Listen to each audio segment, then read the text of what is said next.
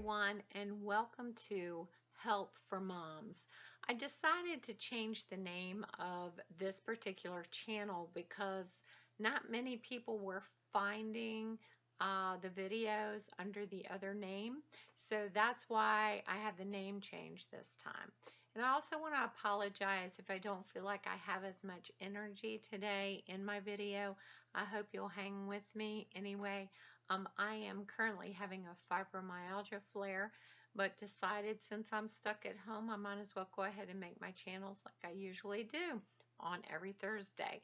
So welcome back to my channel, Help for Moms, and I hope you will find some golden nuggets here that will help you through your day with your family, with your husbands, with your children, and make life a little smoother and just know that you're not alone.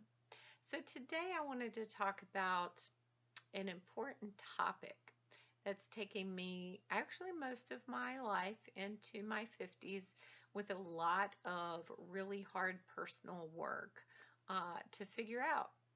And so whenever I get these little nuggets of wisdom, I like to pass them on. And I heard something, these are not my words, and I heard something this week that has really stuck with me and something that I feel is worth sharing with others because it's that valuable for life. And it's around the subject of expectations. So I wanted to talk to you about that today. And I love the way this saying defines expectations. And so when I heard it, I was like, oh my gosh, I need to chew on that for a while. And it actually helped me to do some self-reflection, and I hope it will help you do the same.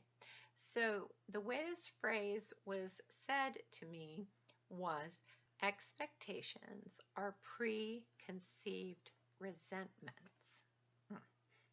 Wow, how powerful is that to think about? And I'll just share my reflections on that as a person, as a woman, as a mom. It extends into just every little vein of our lives, I'm sure, and how we respond to people in our everyday lives.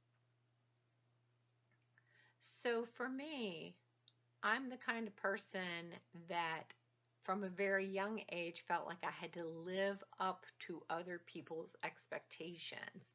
And there were expectations of me from an outside source of the people around me and the world around me. And that is the world we live in for sure.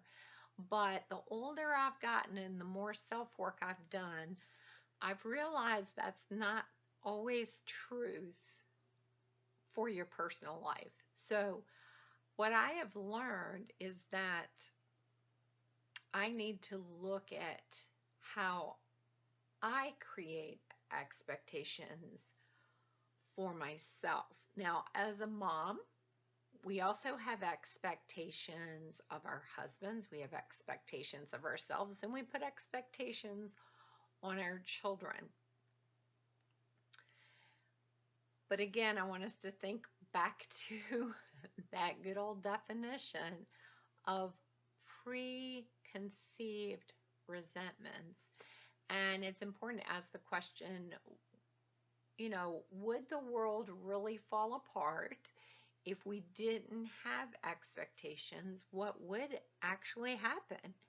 And perhaps a lot of the stress we put on ourselves, a lot of the negative circumstances that come into our lives, perhaps a lot of the disappointments we have in other people and in ourselves would start to kind of melt away.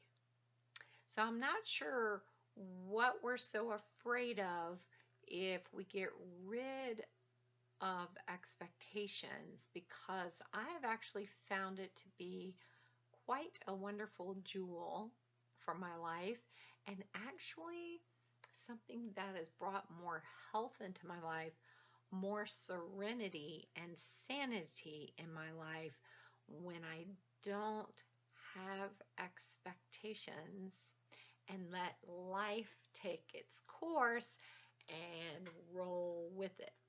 I hope I'm making some sense here, or maybe starting to help you to think in a different way about expectations. So, the part of that statement that I really had to chew on and really had to do some inner reflective work on was actually that word resentment. So when I heard about this definition, I thought, this has been true for my life on so many levels where expectations of me from other people or my expectations of other people have brought me to a place of resentment. And then I thought, wow, I really resent the fact that I feel resentment because I don't like thinking of myself as a resentful person. And so that's something I really had to reflect on and think about and also fess up, right? To the fact that I may be the one that is causing the resentment in the first place by having such expectations. And so, what I've learned to do in my older life, and I wish I had this wisdom when I was younger, is to not to sweat the small stuff, not to be so uptight about every detail, not feeling so perfectionistic, not worrying about what other people think of me or my children, but live my life in my own truth, right? And not worry about all this other stuff, because I can tell you once you get older, all that stuff kind of falls away. You get to a point where you're willing to just live your life in your truth and you don't really care about what other people think. And I look at my uh, really my young daughter right now who has three new children in her life, one who's a stepson and two that are in the process of adopting. And she reminds me so much of myself back in my 20s, and you just get into this mindset of people pleasing. So I'll be the first to admit I am a codependent.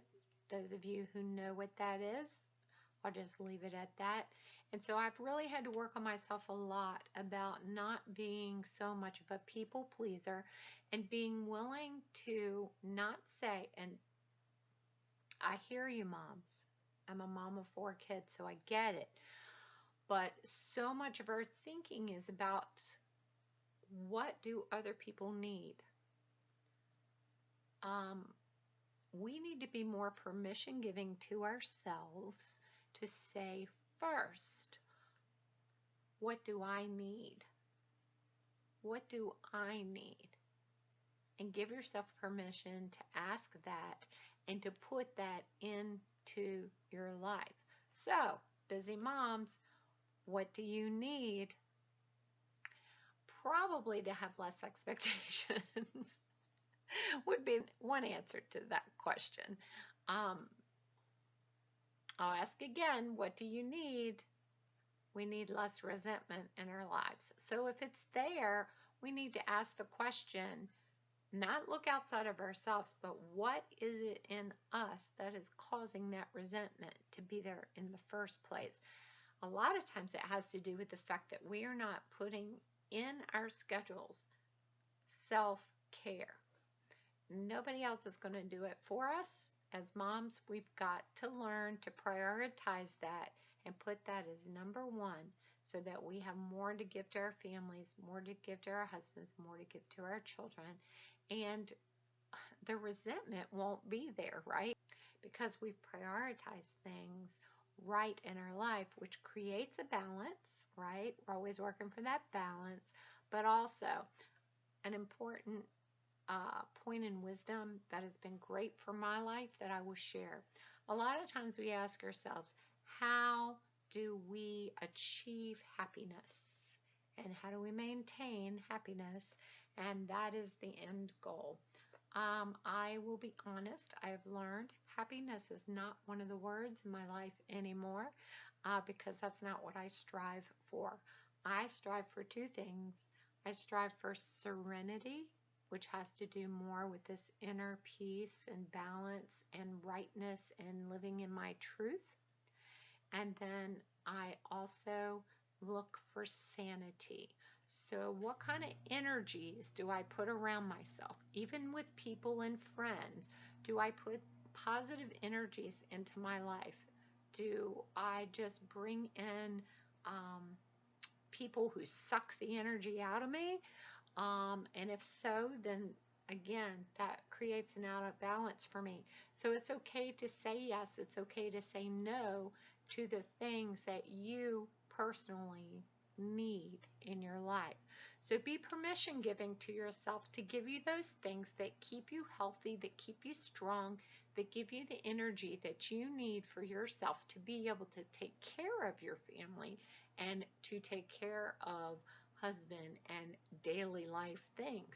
And the only way you can do that is by putting yourself first. So I'll say our statement today again, and I would encourage you to put it up on your refrigerator, right? Expectations are preconceived resentments. And I'll leave you with that little nugget to chew on for this week. Until next time, many blessings.